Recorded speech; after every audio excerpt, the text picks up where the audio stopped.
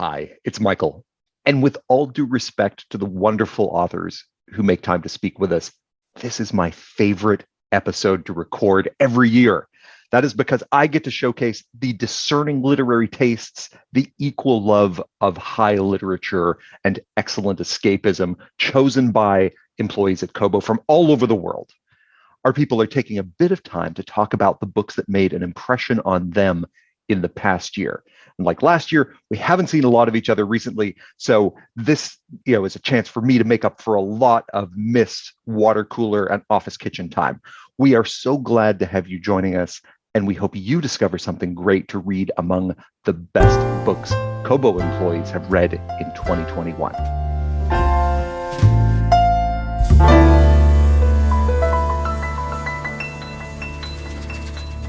Tell us your name.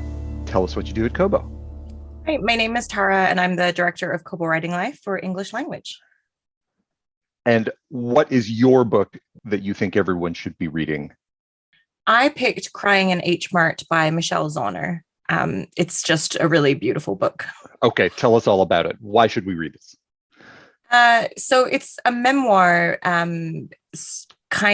it is all about grief. So it is going to be a bit of a tearjerker, but the writing is just so beautiful. So it's a memoir about by Michelle Zauner, who is also an indie musician that plays under the moniker Japanese Breakfast. So it's all about her relationship with her mother as her mother goes through an illness and eventually passes away. But it's also about her being kind of mixed race in America, that her mother is Korean, her father's American. So as her mother passes away, her closeness to her Korean identity kind of diminishes, which in her earlier life, she sort of pulled away from, but then she really wanted to come toward as she was growing up. But what makes this book really special is just the way that she talks about food. Like, food is just used as a memory. It's so visceral. It's all about like the relationship with her mother. Like, so from the name, Crying in H Mart is just an Asian supermarket where she can't go through it without all of these memories just overwhelmingly coming to her. And her just trying to learn as many of the Korean dishes and foods and things before her mother does pass away. So it's just like really beautiful writing and almost using, like making kimchi and doing things from scratch, almost as like a meditation when she was really dealing with grief. But yeah, just a really interesting way of doing a memoir, I thought. And how did you come to this book? Did this come to you through a love of food books, a love of grief books, or a love of memoir? I'm a fan of her music, so it was through that. But also, I really like memoirs, so I like reading a lot of nonfiction, and also because I lived in Korea for a while, so like the connection to the Korean food, I was just really into that. Like, any descriptions of like a bubbling soup that was covered in kimchi, I was just all about. Is this her first book? Like, first thing she's ever written? She wrote an article for the New Yorker and it went viral, and then she wrote this book from that. So it's her first ever book. Yeah, I was going to say novel, but first ever book. And so give us the name and the author one more time. Crying in H Mart by Michelle Zauner. Thank you so much. Tell us your name. Tell us what you do for Kobo. My name is Deandra Lalonde. I am the content sales lead for North America for the ebook side, which basically means I am a bookseller. And as a bookseller with a broad and wide-ranging sort of scope on what to read, what is the book that you've picked for us this year? Like you said, I have a very long list of books to read. So this year, it was easy to pick it by the only book I read twice this year. It was so good, I had to pick it up a second time, which is Casey Wilson's The Wreckage of My Presence, which I have read in both e and audio format now. And is that the two reads? Is once in text, once in audio? Exactly, yes.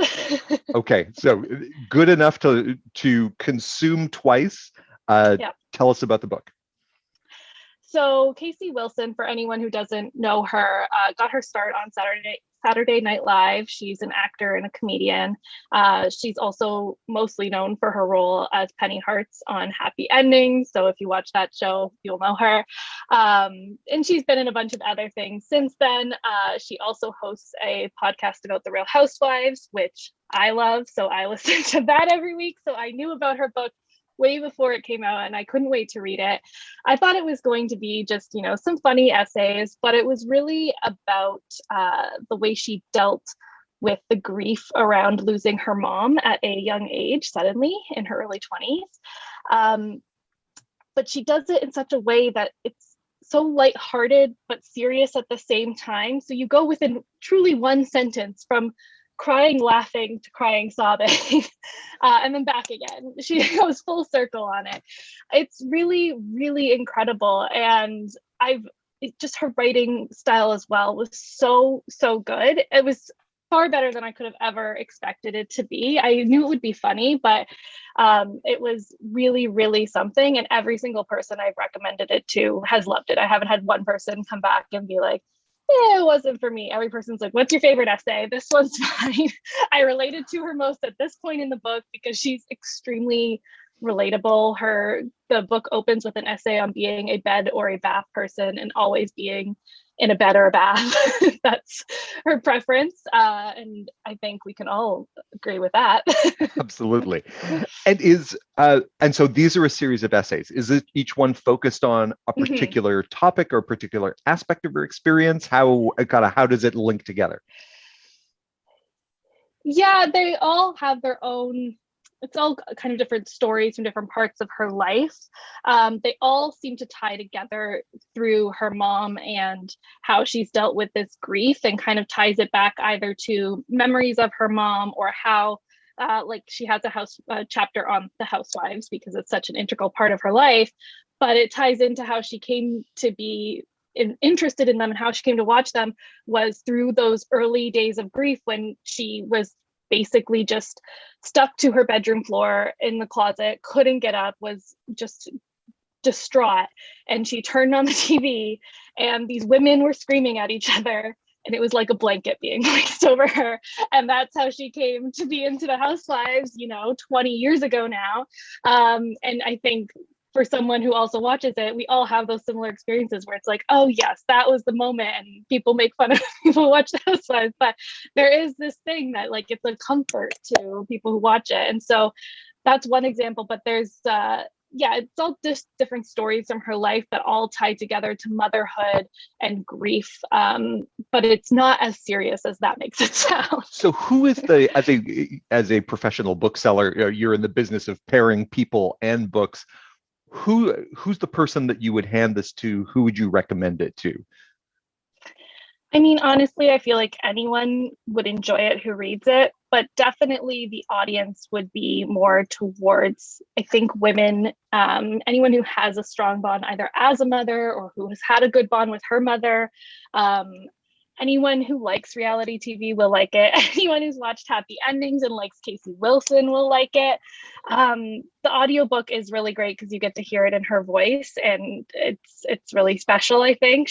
There's certain things that I definitely lacked in the text version when I heard it in audio. It's like, oh, okay, that's how that sounds. So I think young women, because a lot of it is her going through her 20s and her 30s without her mom, but also just growing up and what it's like to be a young woman trying to succeed. And when your goals don't necessarily go the way you expect them to. And you raise an interesting point there, where as having both read it in ebook and then listened to it in audiobook, did your experience of it change from one to the next? I think it did. I read the ebook a couple months before it came out because the publisher gave me an early copy. So I feel like I was kind of alone in reading it. And then when I listened to the audiobook, it had come out. And so I had, my closest friend who's also a big fan of hers reading it. So we were going back and forth talking about it. So it changed the experience both in what I was listening to and how I was interacting with it with people around me, and being able to recommend it and be like, oh, what about this line? Oh my gosh, I was laughing so hard at this and stuff. So it was a more social experience the second time, whereas the first time I was just like, I want everyone to read it. I can't yet, so I need it to come out now. And then also, like I said, hearing her voice, it's really, I always like listening to authors read their books. I think it really adds another layer onto it that you miss from the text version. Fantastic recommendation. Give us the title and the author one more time. It is The Wreckage of My Presence by Casey Wilson. Amazing.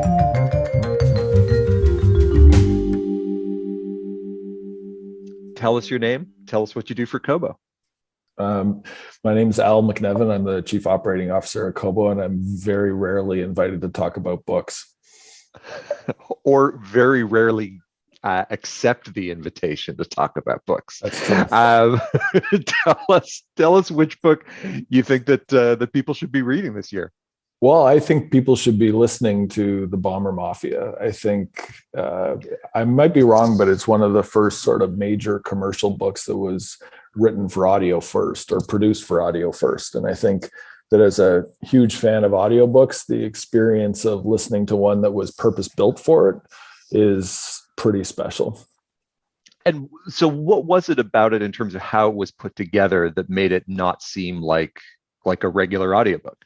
I think the best part of it for nonfiction stuff is when he was interviewing, where he would have otherwise interviewed and had quotes from people who were a part of the experience he was writing about.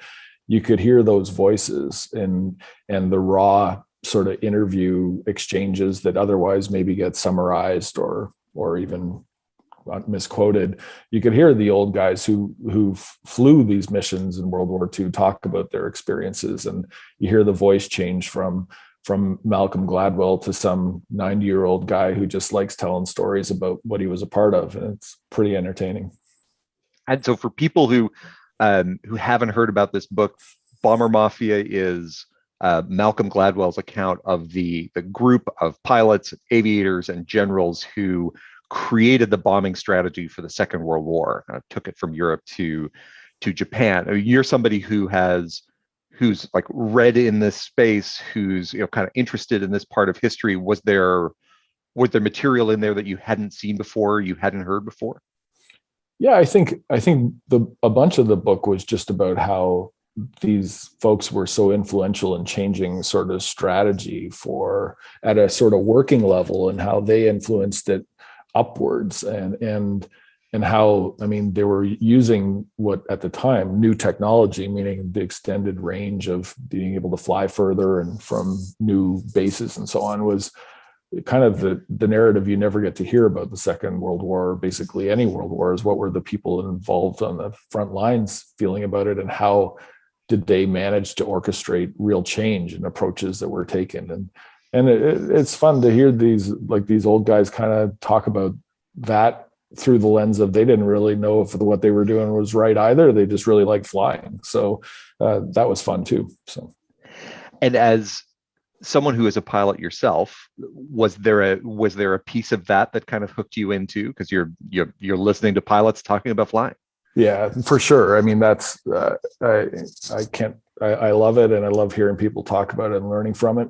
I also I was working with Nathan on kind of fact checking a bit of it. We definitely ran into some pieces that are kind of fun as someone who has some limited experience in being a pilot, noticing how there were definitely parts of the book that were not consistent with what some of these pilots would have wanted to convey in terms of reasons why something was a good idea or not. And I think we took it to the publisher to kind of fact check it, and they said they were on it. So that was my big opportunity to correct Malcolm Gladwell once in my life. And so who would you recommend this book to?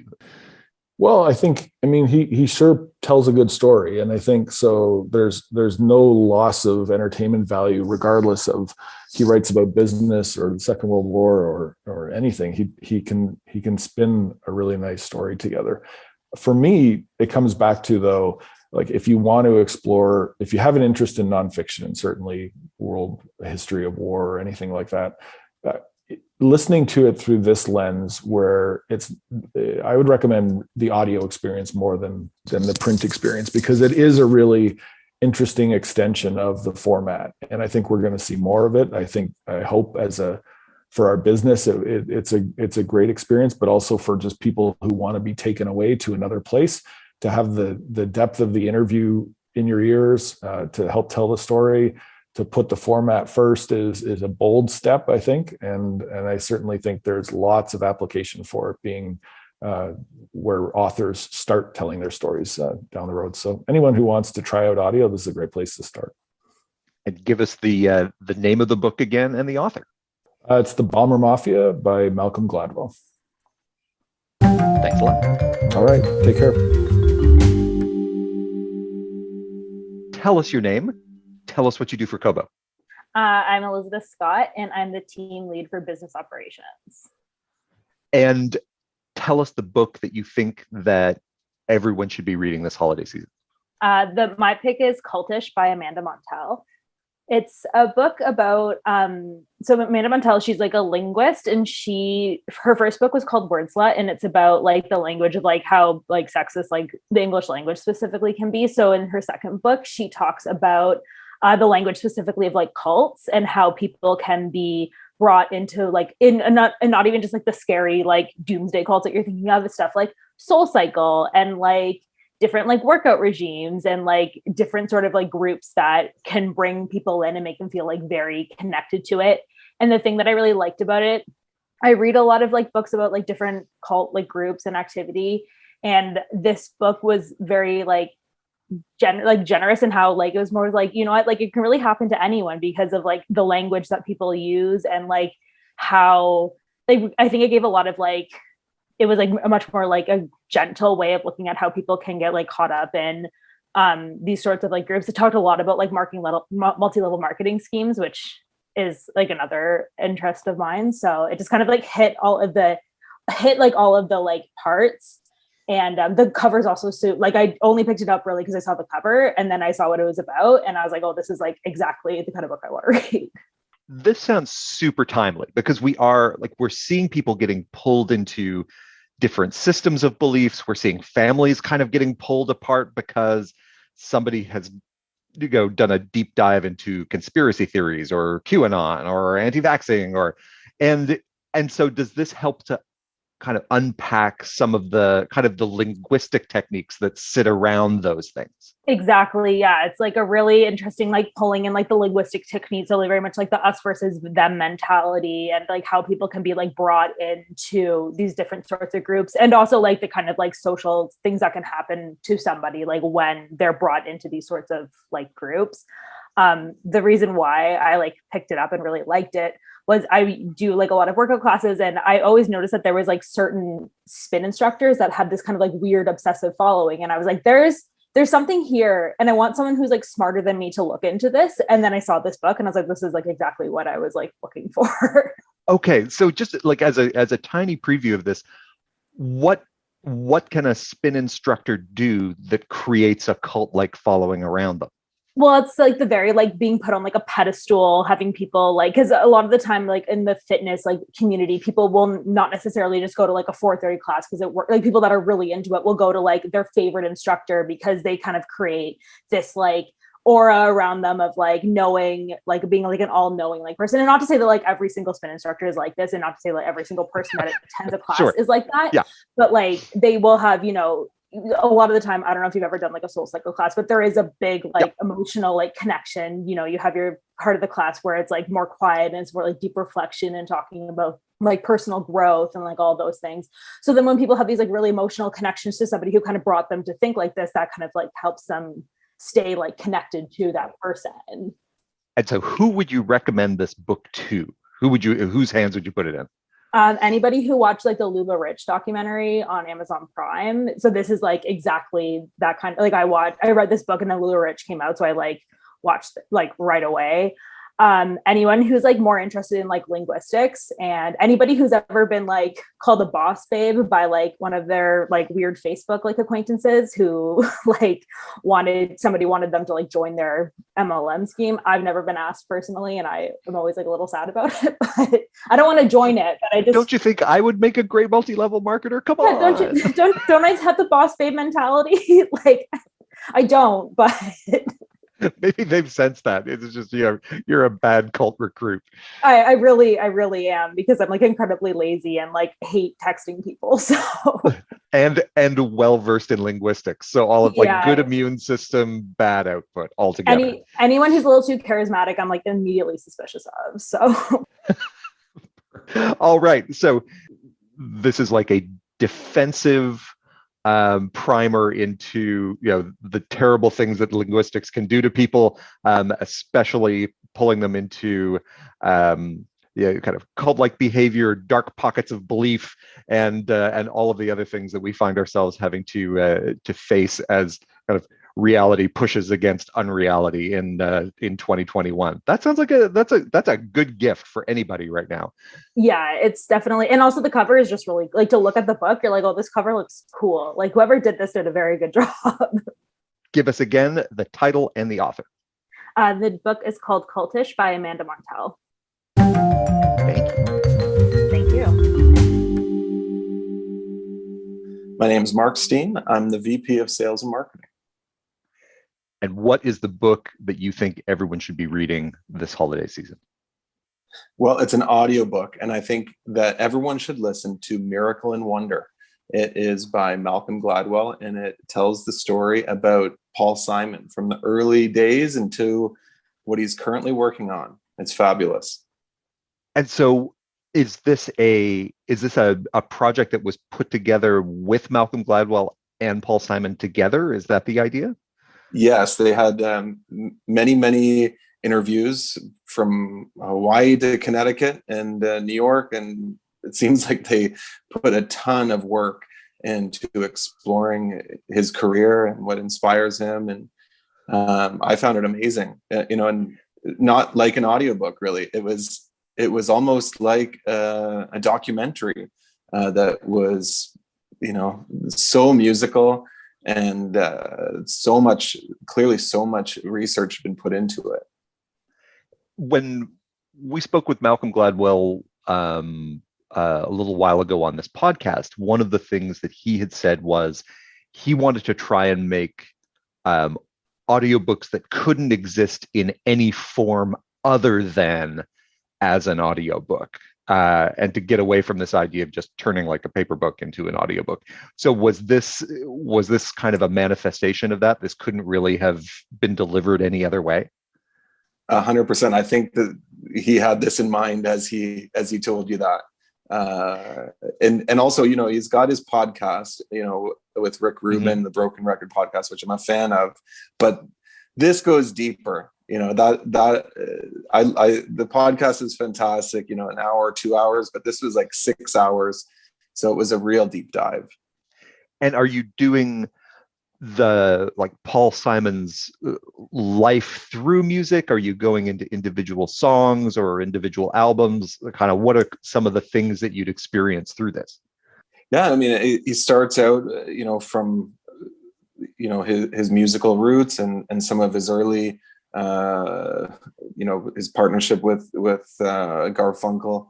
And, as I was getting into it, sometimes I'd kind of pause and listen to the song itself on Spotify and then come back because they didn't really play the full song. And, and I got exposed to some of his more recent albums, which were, awesome, but I hadn't listened to them yet. So, I jumped around a little bit, but thoroughly enjoyed it. And I think I've already gotten a couple of people to download it just because I know some other fans. Is this a book that you would recommend to anyone who was like a general music fan or a Paul Simon fan? Yeah, I mean, I think there's a lot of people who love Malcolm Gladwell and his work. So that's for anybody there for sure. But people who love music or Paul Simon, it's a must listen to. Did you listen to it like straight through, or was it the kind of thing that you could kind of hop in and out of, or like sort of jump from episode to episode? Yeah, no, it was like 6 hours, and I listened to it over less than a week. Okay. And yeah, they had episodes, obviously the Graceland episode was probably the signature episode of the whole thing. But it was awesome. Has this changed what you think about what an audiobook can do? Yeah, I mean, this had more things going on, more voices, more. I'm not sure how to put it, but this is not like an audiobook. This was something altogether different. Yeah. So Gladwell he's achieved the aim that he went out with and saying we're going to make something new and unique that's audio only. Mission accomplished. Yeah, that's right. Okay, so give us again the author and the name of the book. Miracle and Wonder by Malcolm Gladwell. Thanks so much, Mark. Hi, I'm Courtney Todderash. I am the manager of content management for audiobooks. And what is the book that you want to make sure everybody reads from this year? I chose Rachel Cusk's Second Place. Why should we be reading this? Tell us a little bit about it. Yeah, so a female protagonist is innerly stirred by an artist painting in a gallery. And this urge for liberation stays with her long after the viewing, and she begins to correspond with the artist, which leads her to invite him to a sort of residency at a guest cottage on her family's property. At this point, the book turns into a sort of strange psychodrama as the artist's extreme privilege and frankly destructive actions throw the hostess' calm retreat into total chaos. And so when you read this, is this the kind of thing where it's like slow creeping apprehension over time? Do you immediately know what's coming and you could just see like that disaster from a mile away? How did it reveal itself to you? I think you see her investment into this individual that she doesn't know, and you assume it's going to go wrong in some way, but don't really know how that's going to pan out. But, this older artist, he brings a young sort of rich lover there uninvited, and it sort of continuously goes on and on into this, unwanted sort of visitor situation. Yeah. And where does this fit into the other things that you've been reading this year?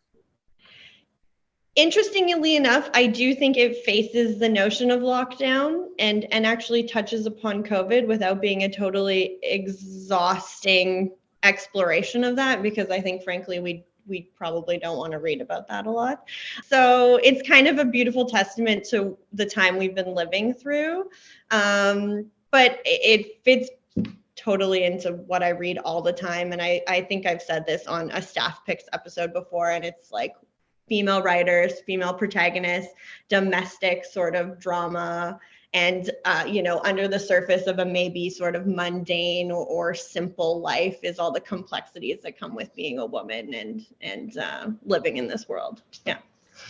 And so are there other authors or other books that form like a good connection to this one if you were trying to figure out who to provide this to or who to give it to? This is a bit of a cop-out, but Rachel Cusk's Outline trilogy, just because I think more people should be reading her. She's a Canadian.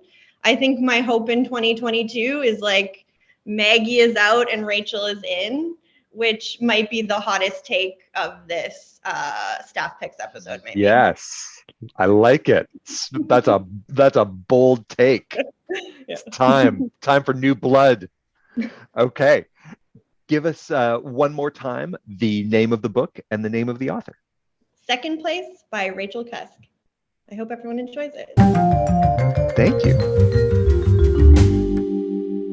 I am Rachel Wharton, and I am the author engagement coordinator for Kobo Writing Life. What does an author engagement coordinator do?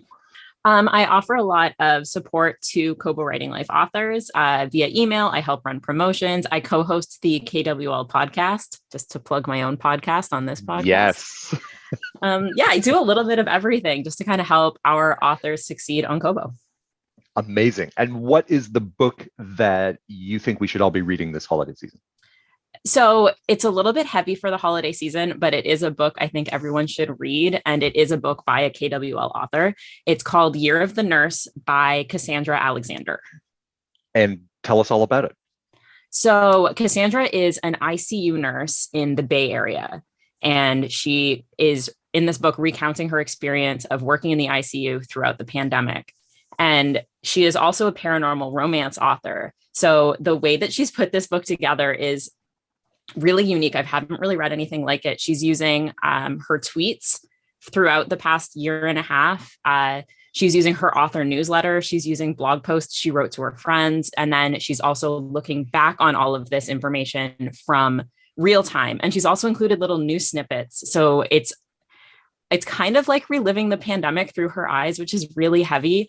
But as somebody who has friends and family in healthcare, it was also really eye-opening because this isn't the stuff that your like uncle is going to tell you over Christmas dinner.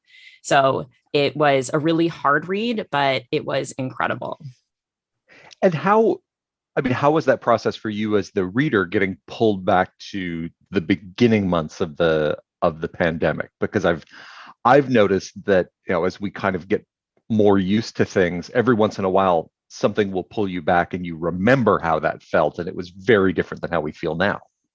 Some of it was kind of like, I don't want to say funny because I feel like that's the wrong word, but almost like, oh, we were so naive. Just because I remember at the beginning of the pandemic, it was all right, see you guys in 2 weeks.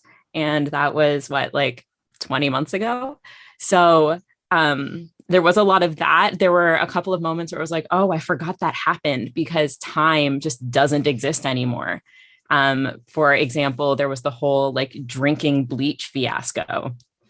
I had completely forgotten about that. So reliving things like that was bizarre. And then some of it was just heartbreaking. And it was hard to read. I had to take a lot of breaks, kind of close the book, step away, and then come back to it. And this is a bit uncommon for a KWL author to do something that's more nonfiction focused, to do something that is kind of more memoir based, which is kind of fantastic. Have you seen more of these kinds of books showing up in your work as a KWL coordinator? I actually haven't. We don't see a lot of memoirs in KWL. There are definitely some, but we don't see any of this like nature really. And I think what's really interesting about seeing this book on KWL is it kind of shows the immediacy of indie publishing, because this book is so timely. And we know that traditional publishing can take like 2 to 3 years for a book to go from manuscripts to publication.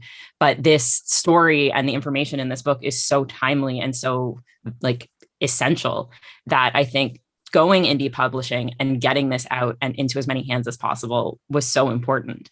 And it also allows a lot of, just based on reading the reviews of this book, has allowed a lot of healthcare workers to feel seen in what they've gone through, because this book is heavy. Like the author talks very openly about PTSD, about the mental health toll that the past year and a half, 2 years now have taken on her. So we don't see a lot of memoirs on KWL, but I do think that when you're writing something that is so immediate, indie publishing is the way to go because people will see it right away. And I think it's so difficult for people to get a sense of both the hardship that healthcare workers went through, but to get it in anything other than the tiny snippets that we get from media and television, to have somebody actually kind of lay out their whole emotional experience, professional experience, and have it in book form, as you say, is something that you could have only done in this particular kind of medium. It's fantastic. Who would you give this book to? Who would you say, whose hands would you put this book into? I mean, I think everybody should read it. Anybody who is living in 2021 should be reading this book, but I would give it to friends who work in healthcare, just if they're ready, if they are emotionally ready to relive some of the experience of the past year, because it does really make healthcare workers feel seen and it really validates their experience. I would give it to people who think the pandemic is over. And yeah, those are the two big groups. But I honestly think that like anybody can pick something up from this book. Like it changed my mind on some things. Like I was very much in the, if you're unvaccinated, just whatever, go, you've made your choice. But you forget that there's healthcare workers that have to take care of the unvaccinated people who then get more sick, who end up in the ICU. So it made me a lot more empathetic towards healthcare workers. And I know a lot of healthcare workers. So this is both a firsthand experience of the pandemic. It's a healthcare book. It's also like an interesting structure and form, kind of put together in a way that you don't normally see.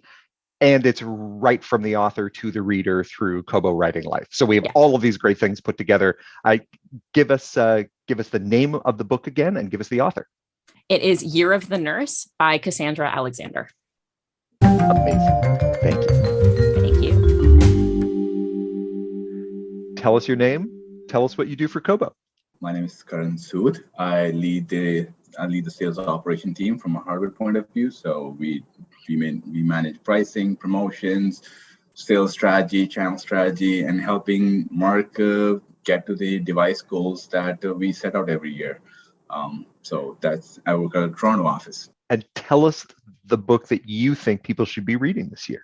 So the book that I think people should be reading is All We Gone in the Dark by Michelle McNamara.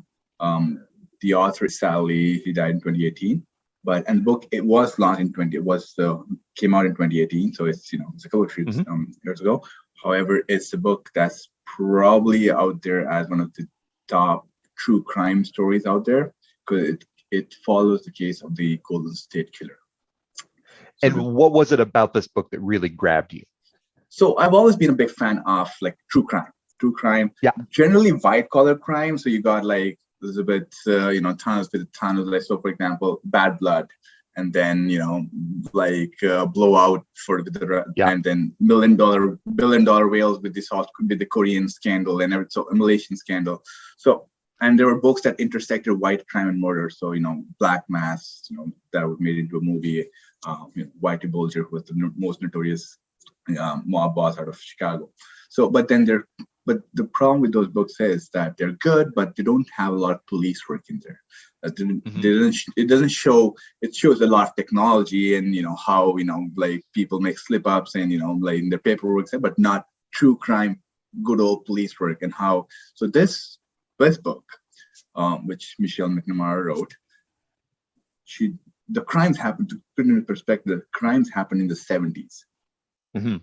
The guy, the James, the mass murderer, was caught in 2018.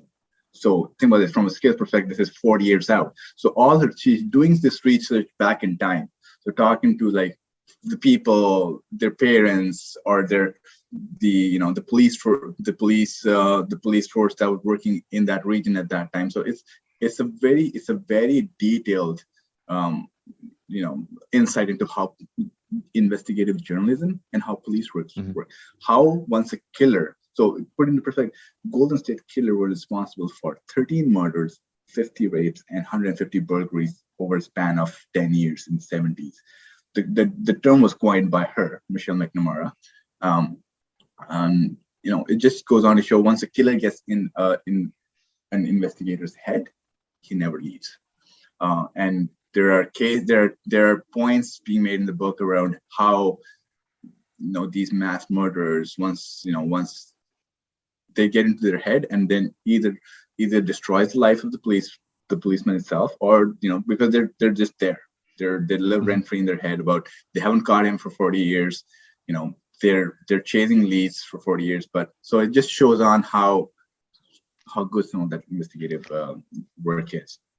And this was an interesting case, both because of it was a cold case, like decades cold, but then the application of new science into an investigation. Yes. So the DNA technology was invented, I think in the 90s, which was then used to eventually catch the killer. But at that time, the technology didn't even exist. So which is also a reason which they said is why he slowed down, why he went into hiding at some point, because he realized any further things out there now will basically eventually lead to some sort of a DNA database checks, and he'll get caught. So that was one reason they said they didn't catch him for so long, because he just went in hiding.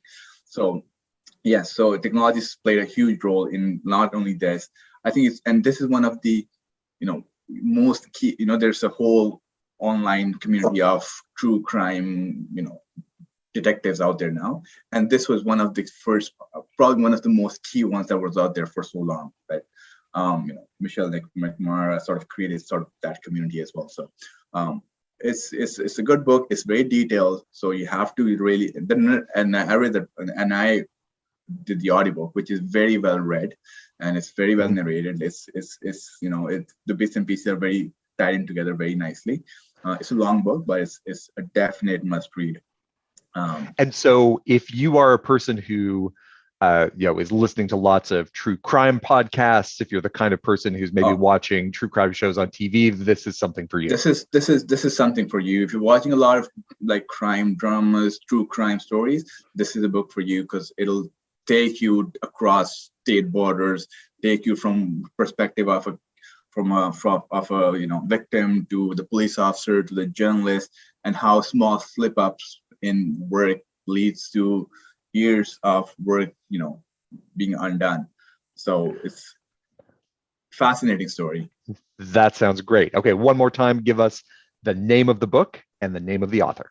Yeah, so I'll Be Gone in the Dark. It's also been adapted. It's also an HBO. There's an HBO adaptation of a mini series, and the author's name is Michelle McNamara.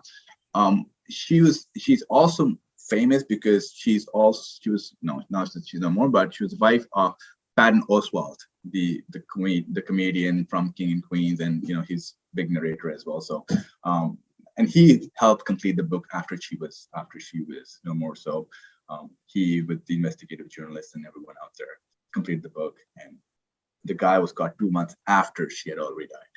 So they don't explicitly say that she was the reason, but the police and the big community out there believes that the reason the guy got caught was because there was so much pressure that she had put on this case and just the community out there, and and coining the term Golden State Killer was her thing. So I think it's for a true crime person who enjoys it. I think this is the book. So all right, I'll Be Gone in the Dark by Michelle McNamara. Thank you so much. Thank you. Tell us your name. Tell us what you do for Kobo. My name is Tracy Nestle, and I lead communications for Kobo, meaning, PR. And other things. And other things. Social and podcasts and all of the other things that are communication. Okay. There we are. Now that we've now that we've baselined your role, tell us about the book you think everyone should be reading this year.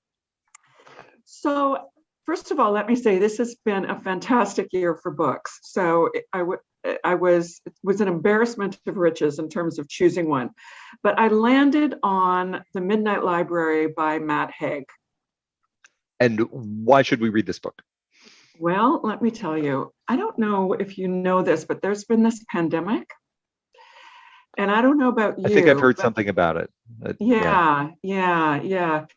What it caused for me was a lot of staying at home and being in one place. And that led to a lot of reflection. Like, what am I doing with my life? Am I doing the right thing with my life? What is my life? Life's in the end in the one room, and I was sitting in it. So I was in a place of great reflection. And this is a book about what would happen if you had a do-over. So the book is about a woman named Nora Seed, and she has lost everything. She's lost her job, her friends, like people have died. She's got nothing, and she can't imagine a day that's better with her in it. So she decides, that's it. I'm going to take all of these quote unquote antidepressants I have, and I'm going to finish it now. Except she doesn't die.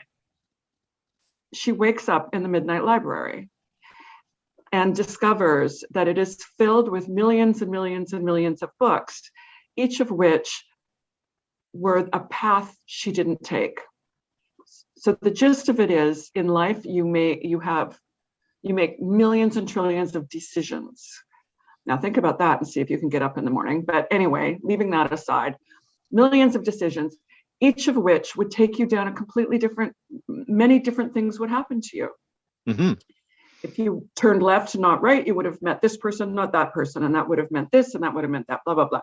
So she gets to face all of her regrets and deal with them and see if that life really did turn out better than this crap life she's trying to get herself out of. And we go through each of the options until we get to the actual option of how she should lead her life and how meaningful her life actually was when she realizes it. So, in short, for me, this was a book that really summed up this moment in my life where, maybe it's not that bad. Maybe there's lots of other adventures out there. Just get out there. And all it requires is you actually getting out of the room. You have to leave the room. And getting to leave the room. And if I leave the room, think of all of the magical things that might happen to me. So it ends on, it's seems a little dark, starting with Nora Seed wants to die. Mm-hmm. But in the end, it's very uplifting. And the ultimate life she chooses isn't the 3 or 4 different lives of glamour that she had opted out of.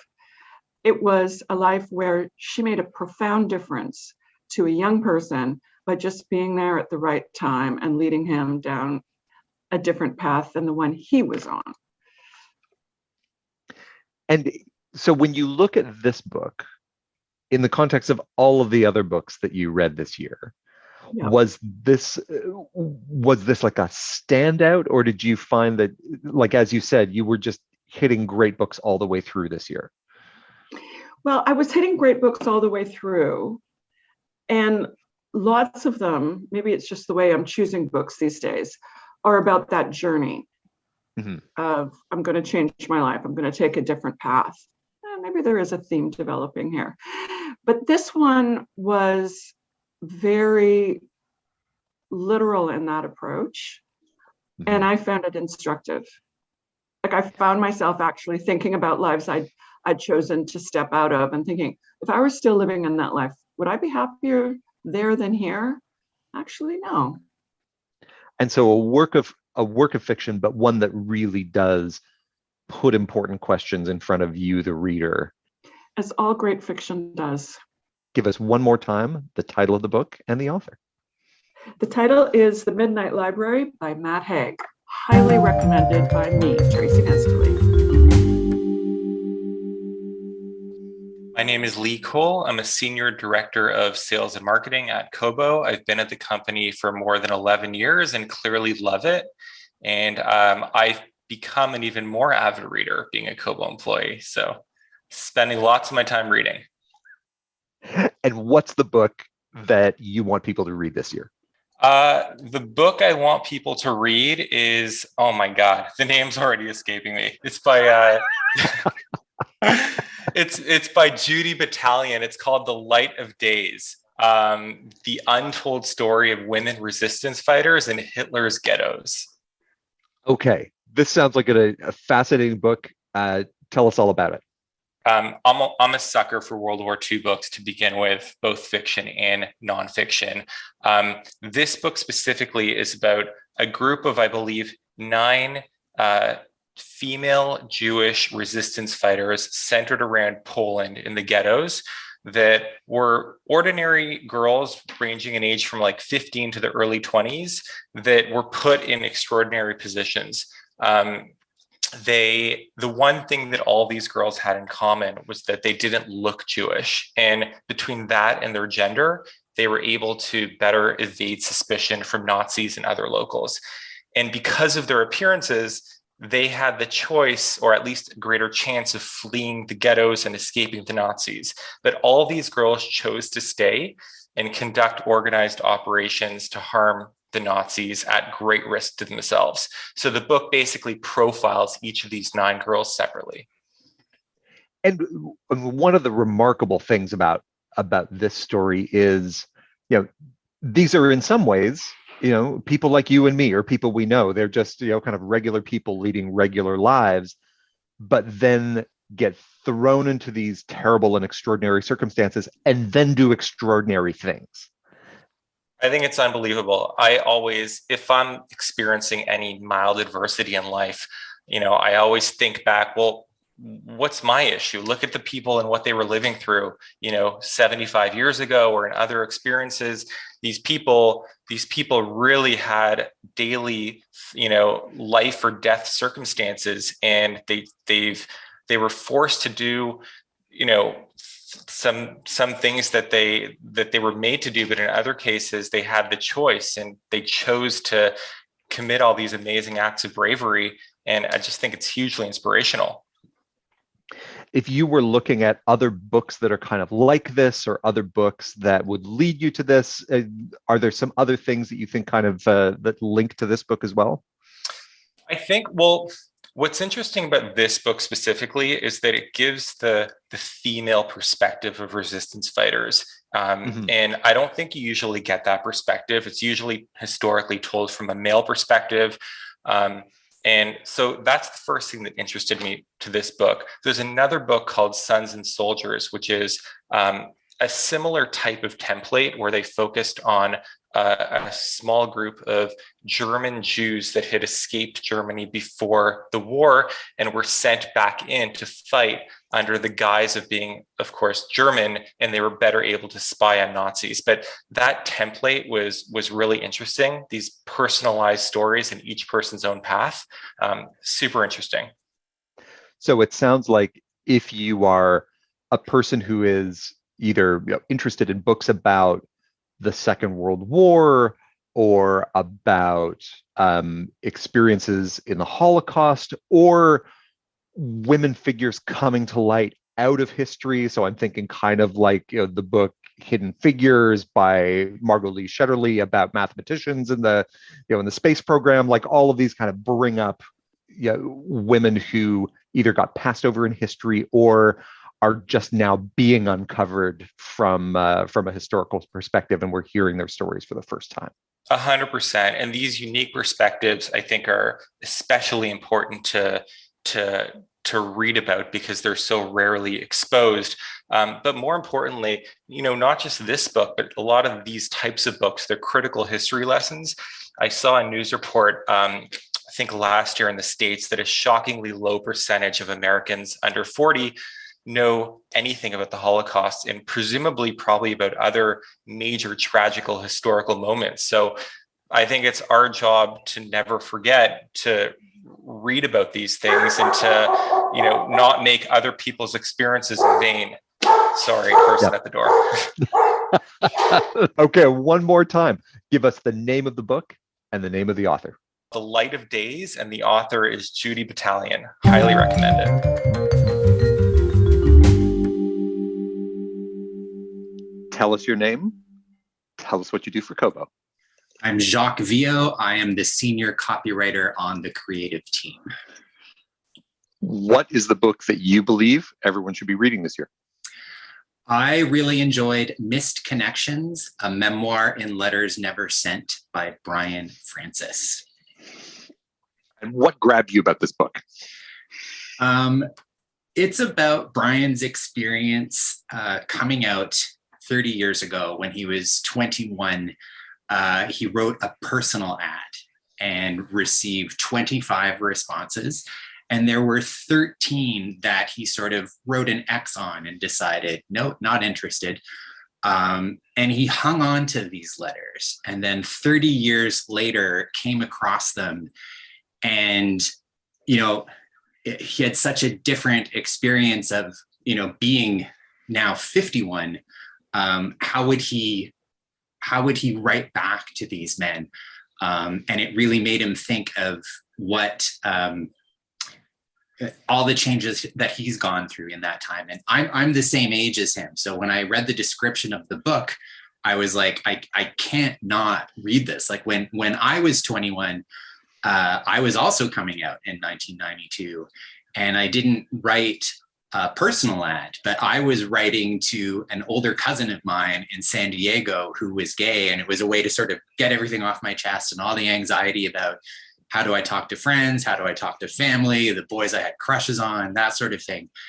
And when I turned 50 last year, my cousin for my birthday sent me all that correspondence. And it was, oh, wow. It was a trip. It was really, you know, some of my letters were kind of cringy. Some of them were kind of sweet. Some of them are handwritten. Some were on, you know, dot matrix paper that you had to tear off the perforations on. And listening to Brian's book, I listened to the audiobook, and it took me right back there. It was that same feeling of re-examination of who you were and where you are now. And I found it really powerful.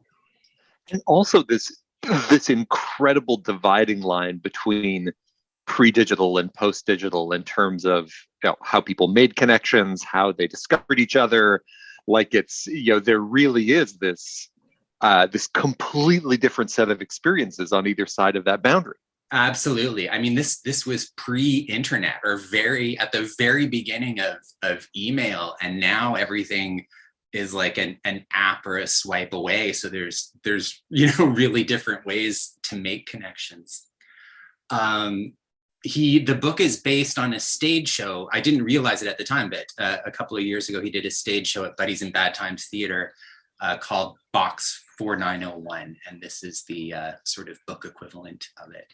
If you've ever seen RuPaul's Drag Race, on the season finale, RuPaul always asks the queens, holds up a picture of them as their younger child selves, and asks them, you know, what would you say to your younger self? I'm always waterworks during that, and I very much got that feeling from this book. He writes with a lot of empathy. You know, he writes, he reads the letters. They're kind of, you know, reworkings of the letters. They're not word for word what he received. Legally, I don't think you probably could print the person's letters as you receive them. But his replies are very thoughtful and very genuine. And it was sort of impossible not to like look back at myself while I was listening to him. Who would you give this book to? Gosh. I think a range from like people my age who kind of want to look back at themselves and, you know, reconsider who you were and where you are, and maybe to younger people too, just coming out, who have similar anxieties about possibly being alone or not finding the one. And then, you know, if I could tell my younger self to just relax a little more and have a little more fun, and you know, I think it would have made my journey to where I eventually got a little easier and a little calmer. Amazing. Okay, so one more time, the name of the book and the author. Missed Connections, a memoir in letters never sent, by Brian Francis. Thanks so much, Chuck. Thank you very much. Tell us your name. Tell us what you do for Kobo. My name is Vicky Kolov. I'm the Director of Digital Marketing at Rakuten Kobo. And tell us what book you think people should be reading. So my recommendation for my staff pick this year is The Paper Palace by Miranda Cowley Heller. What is it about this book that makes it one you want to recommend? Well, first of all, this actually was a Reese Book Club pick, which I actually didn't know when I recommended it, but it looks like it's really blown up this year, and I'll tell you why. It's absolutely a book that you wouldn't realize has so much emotion in it from the very beginning. When I first picked it up, I never expected it to be just so evocative in every way. So if you really wanted to read a book that has a lot of character flaws that you feel you need to unpack, and you're really analyzing all of the decisions that these characters are making throughout the whole book that leads them to this ultimate finale, this is the book for you, because there's just so much going on and it just keeps you wrapped in from the very beginning. So is this set in present time? Is this in the past? Like, give us a character and kind of describe them a little bit for us.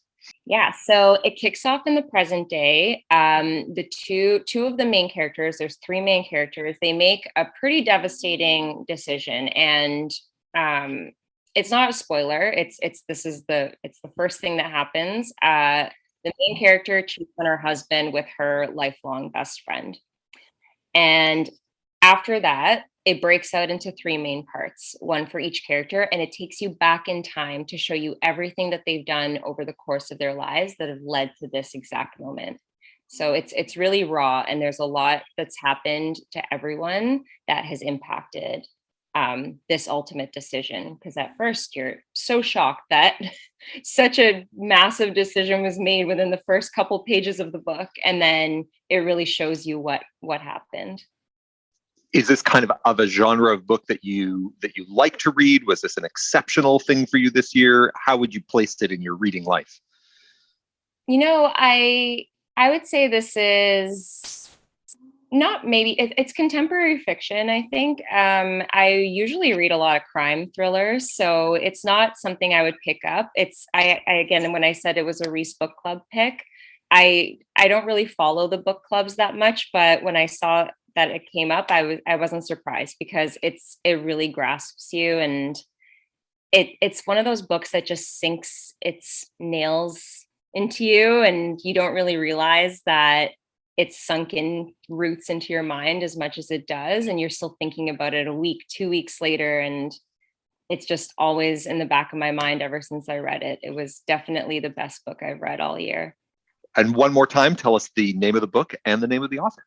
The book is The Paper Palace by Miranda Cowley Heller. And highly recommend it. Highly recommend it. 5 stars. Tell us your name. Tell us what you do for Kobo. Sure. So my name is Jean-Marc. You can call me JM. I've been working for Kobo for about 9 years. And currently I am in charge of business development for the company globally, which means finding partnerships, developing partnerships across the world for Kobo. And I live in Paris, France. And what is the book that you think everyone should be reading this year? There is a book which is an absolute must, and it's called Waiting for Bojangles. It's a French book translated in English. It was published a couple of years ago, and it's an absolute must read. And what is it about it that you found so appealing? So I think about everybody in the world has read a book called The Little Prince. I'm sure that everybody knows Little Prince from Saint-Exupéry. And this book is to adults what The Little Prince is to children. It's a must read.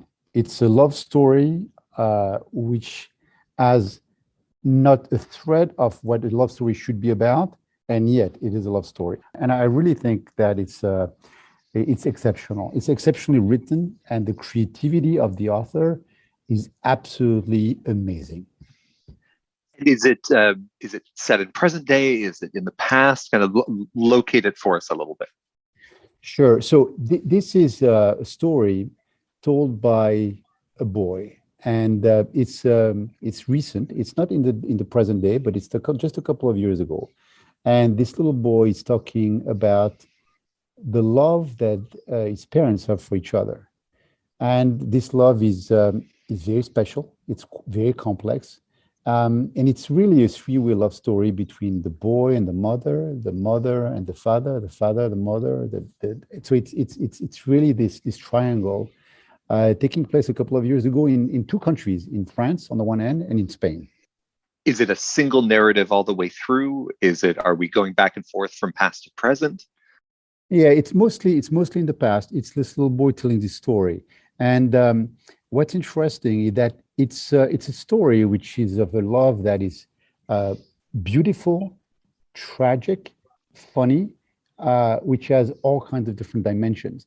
Fundamentally, it's this child explaining that his mother was somebody unique that created a very special environment all around her. He lived in a space which was different from all of the other boys in his school, and she interacted with the world in a way that was absolutely unique. And his dad loved this woman despite all of the challenges that her mental state created around them.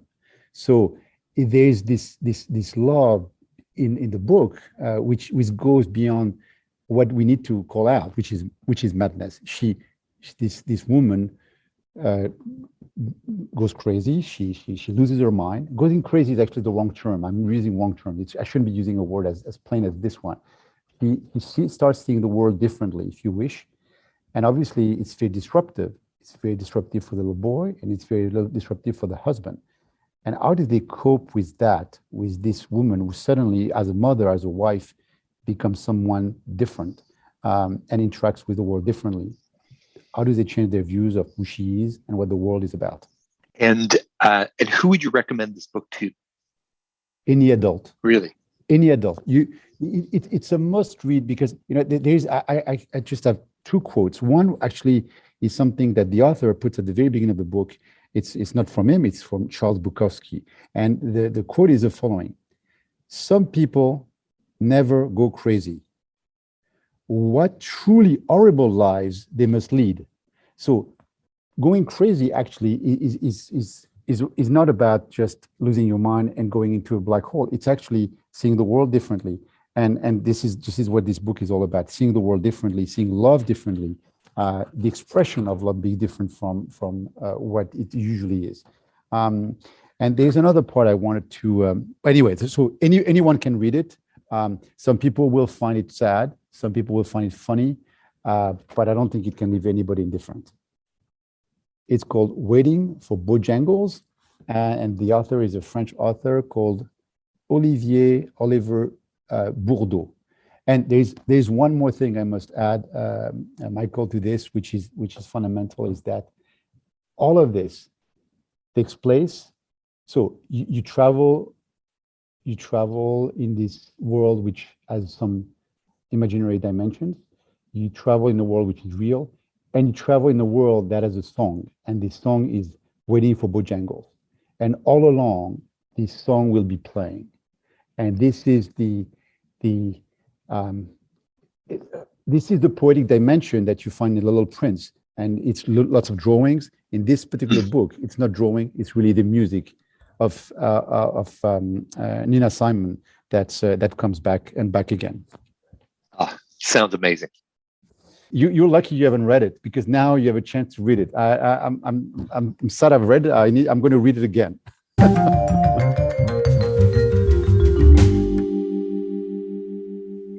My name is Vanessa, and I'm the training and development specialist at Kobo. What book do you want to make sure everyone knows about for this year? This year, the book that I really want everybody to know about is How to Be Remy Cameron by Julian Winters. What is it about this book that became special for you? There's a lot of things about this book that makes it special for me. I don't think I'm the original target audience for this book. It's a young adult book. It's a young adult book whose main character is a gay 17-year-old Black man in America. So very different from me, a mid-30s French woman in Europe. But it resonated with me.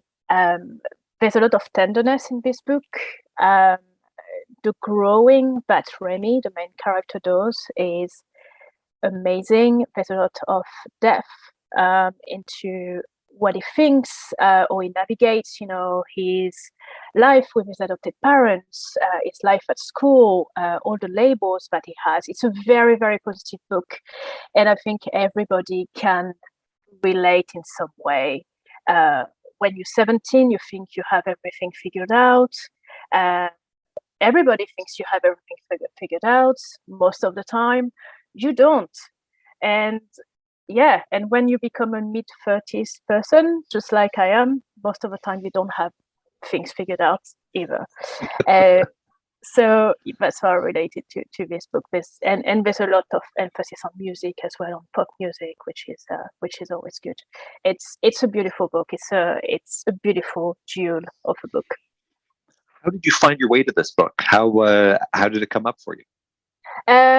Very weird. I think I was on Twitter, and there's a French account on diversity in young adult books, etc., etc. I tweeted about it, saying, "Hey, the French translation is out," and the French cover was very beautiful. I was like, "Oh, when is this book?" So I decided to go on my e-reader and download it in English. And I came to it and I read it in about 3 days, maybe. And so, out of curiosity, why did you read it in English rather than in French?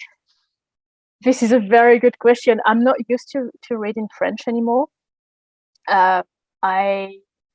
When I read something in French that's been translated, I can almost see how it's been translated, if that makes sense. Like there's a few like sentences where I'm like, I think it sounds a little bit better in English, when English is obviously the first language. So that's why. So I wanted to get to the original essence of the book. Who should read this book? Who would you recommend it to? Everybody. But people who like pop culture, there's a lot of references to pop culture. There's a scene that's absolutely hilarious around Halloween, where his parents are dressing up and his mum is dressed up as Christina Aguilera from the Jenny in a Bottle music video. And he just doesn't get it. It's like, it's very retro, mum. And it made me laugh, and also it made me feel very old. So maybe for the nostalgic factor, maybe a few like mid-30s, 40-year-old can like it. I think it's great for any young person who is trying to find their way in the world, because this character is so real and so relatable. That can maybe make them feel a bit less alone if they need it. Probably good for parents as well if they're dealing, with trying to guide their kid, who's in high school and doesn't know what's happening, what's going on. And maybe anyone like me who still thinks they're a teenager who knows nothing about life. So lots and lots of people can benefit from this, and in English and in French. So exactly. We've got lots of bases covered.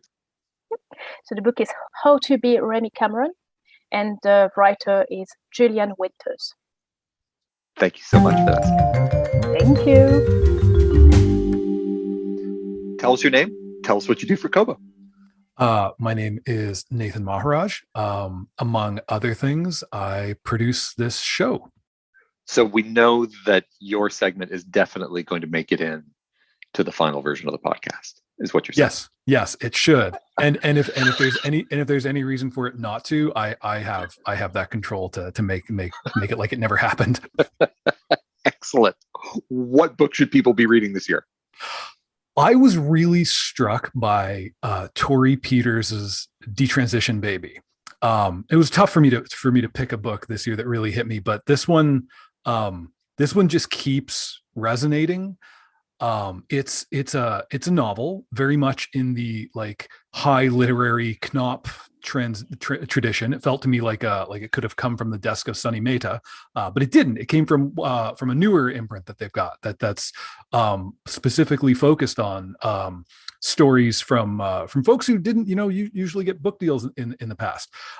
It's fantastic. It is so fully realized as a novel. It's kind of shocking that Tori Peters has, before this point, she's just been like indie publishing novellas, kind of like a punk rock literary project of like touring genres with like these one-off projects. And then this novel is a tour de force. What happens in this book? Like, what's the kind of, give us a little bit of the arc of the story. So the main character, I would say, others may focus on a different character, but I think it really revolves around Reese. And Reese is a trans woman who finds herself kind of abandoned by her partner, Amy, because Amy, also a trans woman, has elected to, as per the title, detransition. Amy's opted to live life as a man. That is an option that is open to Amy, so she goes and lives as Ames. And it leaves Reese to really think about what she wanted for her future. Reese wants to be a mother desperately. It's something she wants, more than anything. But she finds herself in this situation where, she's, as a trans woman, there are complications on the path to motherhood itself, let alone a trans woman with no partner. So now you're a single mother if you're going to be a mother at all. In the meantime, Ames has struck up this affair with his colleague, or actually it's his boss, because why be a little complicated when you can be a lot, Katrina, and so these three characters are kind of thrown together, and in a way that you would think, well, that's chaos, and that's just going to be that it's constant tension, conflict forever, and this is just going to be just a cage match.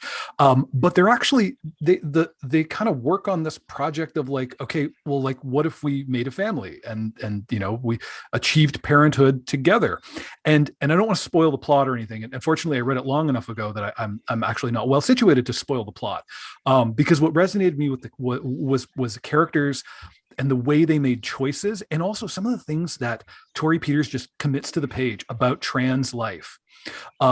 She is not holding back about sex. Like, if you were curious about what transgender sex might be like, Tori's there. Tori is putting it on the page, and you're definitely getting the full scope of at least one flavor. And it's marvelous that way, for just how completely in command of her craft she is, that it's not gratuitous or anything. You just, like, in this story, the story is about relationships, it's about sex, it's about parenthood, so there are scenes of sex, and you're there, and it's just that's kind of what hit me, was like the profound command of craft that Peters has, that kind of just carried me through the whole thing. And then I came out the other side and I was like, oh right, that's actually like that is a view from the margins. But like, when I was in it, it just felt like this is the world, and I'm with Reese, and Reese has all this stuff to sort out. So I can't wait for it. Like, the tragedy is, I think Tori Peters could go on and do anything. Like, maybe she's writing a play and wants to win a Tony. Like, maybe she'll start a podcast and make millions of dollars. Like, we may never get another novel. I really hope we do. But if this is the only novel, it's a pretty good go. But I really, really hope she decides she wants to be like a novelist, because she is like, I think she could be like, she could hit that level of like Martin Amis, or Iris Murdoch, or like that level of like, everyone knows this author, this is a great novelist, and their books must be read. And we had her on the Kobo Conversation podcast, and talk about someone who was able to kind of hit that mark of emotion without melodrama, talking about family and roles of family without being didactic.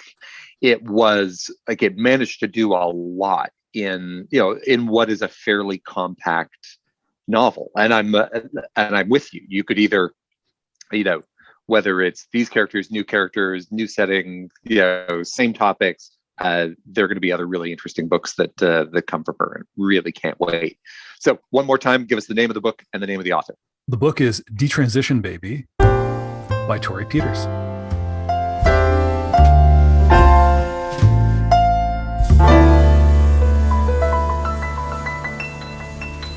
Thanks for letting us keep you company, and we hope we helped you find something great to read over the holidays or in 2022. If you missed a title or an author, do not worry. We've put up a list of all of the books we mentioned here at kobo.com/conversation. We'll be back with more in-depth author interviews in January, so subscribe to Kobo in Conversation wherever you are listening to us now, and you will be sure not to miss us. Happy holidays, Happy New Year, and thanks so much for listening.